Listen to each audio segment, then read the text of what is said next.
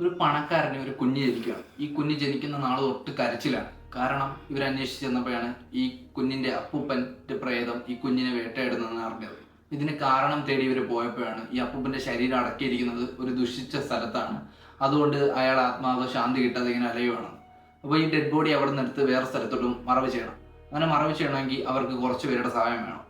അങ്ങനെ അവർ സഹായം തേടി പോകുന്ന ഒരാൾക്കാരാണ് നമ്മുടെ കഥയിലെ നായകന്മാർ.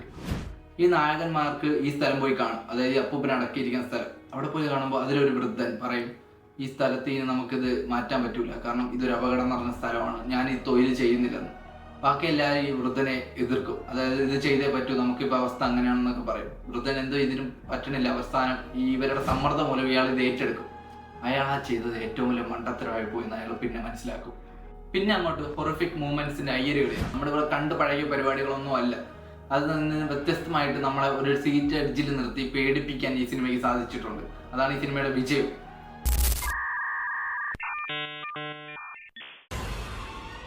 2024 കൊറിയയിൽ നിന്ന് പുറത്തിറങ്ങിയ സിനിമയാണ് എക്സ്ഹ്യൂമർ. ഒരുപാട് പേര് ഈ സിനിമ കണ്ടിട്ടുണ്ടെന്നാണ് എൻ്റെ വിശ്വാസം. കാരണം ഇതിന് അത്രയും നല്ല അഭിപ്രായങ്ങൾ കിട്ടിയിട്ടുണ്ട്. കാണാത്തവർ, ഹൊറർ സിനിമകൾ ഇഷ്ടപ്പെടുന്നവർ എന്തായാലും ഈ സിനിമ കണ്ടിരിക്കണം. അപ്പോൾ ഇതുപോലെയുള്ള മൂവി സജഷൻസിനും റിവ്യൂസിനും അപ്ഡേറ്റ്സിനായിട്ട് നമ്മുടെ കാലിക്കേഷൻ ഫോളോ ചെയ്തേക്കും. Okay, by.